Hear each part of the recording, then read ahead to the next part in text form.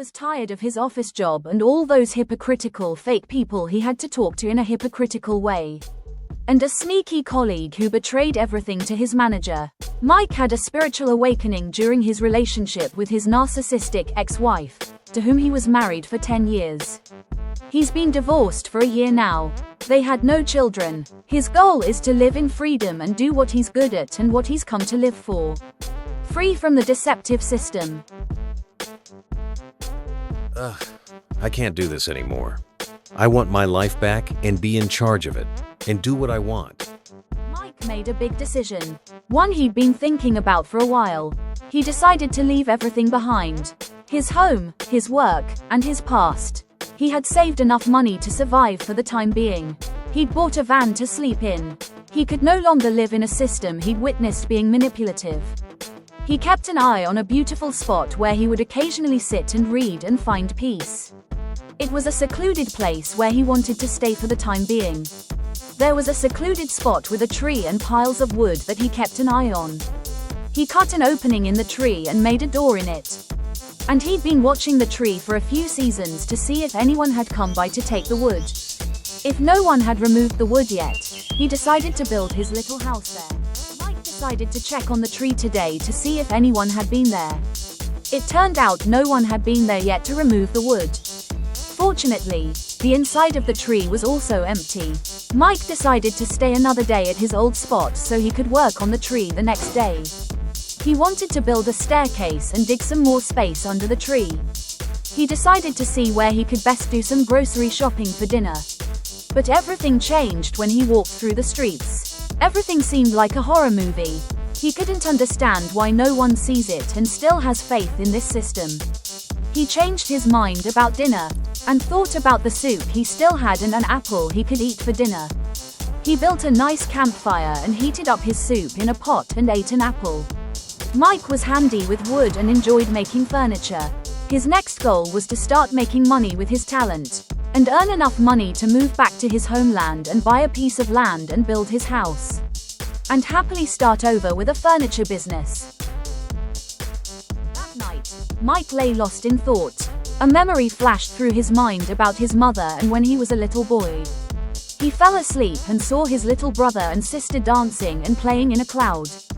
Now they consider Mike as crazy, and has no contact with him anymore. And his father, with his eternally disgruntled face, also appeared in his dream.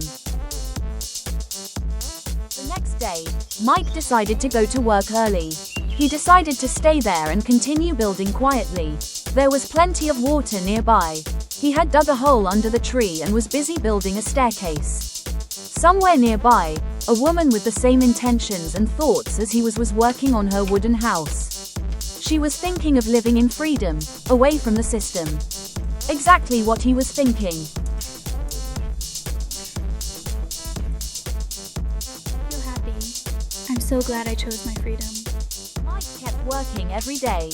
He even installed lighting in the tree trunk. After a few weeks, he transformed the tree trunk into a beautiful little wooden house. He found his relaxation and could finally start making his furniture. Now he just had to attract customers to sell his furniture.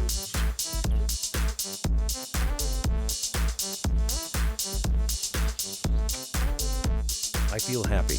I'm so glad I chose my freedom.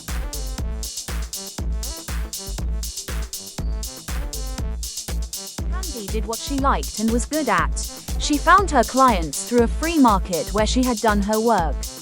And the clients kept coming. She had earned a decent amount of money with her work before her plans to move to her home country. That's how Mike found his clients too. His furniture sale went smoothly, better than he had expected.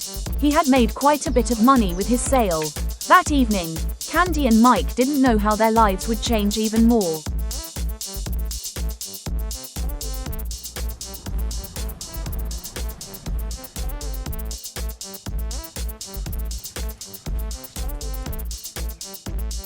Candy were grocery shopping at the same supermarket that evening. They both had one habit: reading everything about the products they wanted to buy to know what was in them. They knew there were not few healthy options in the supermarket. Neither of them looked around when she turned around. Mike accidentally bumped into Candy. knocking some groceries out of her hands. Mike was startled and immediately apologized and picked up the groceries. Candy said, "That happens, it's okay."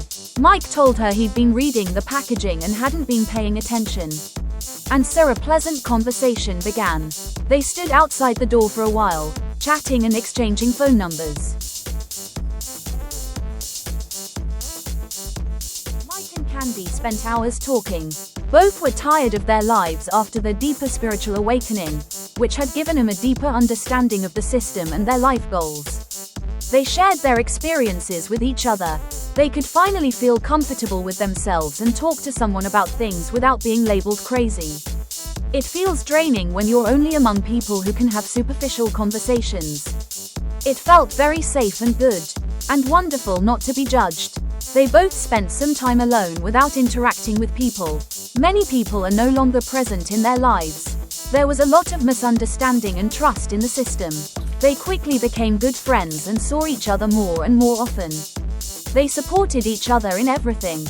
It blossomed into love, a shared spiritual bond, and the joint development of a common goal and desire. It soon became clear that they hadn't met in the supermarket for nothing. They were destined to meet for a good reason. They both deserved this love. I'll take you out to dinner tomorrow. We'll talk more then. Bye-bye. Okay, that's nice. I'll see you tomorrow. Bye-bye. Now Mike and Candy were together every day. There was only one place they trusted to go out to eat and occasionally visit. They made time together to work on their products and had many good sales days and time for each other. It wasn't long before Mike and Candy built their lives back in their homeland and lived in complete freedom. With this, they broke a large circle for all generations to come.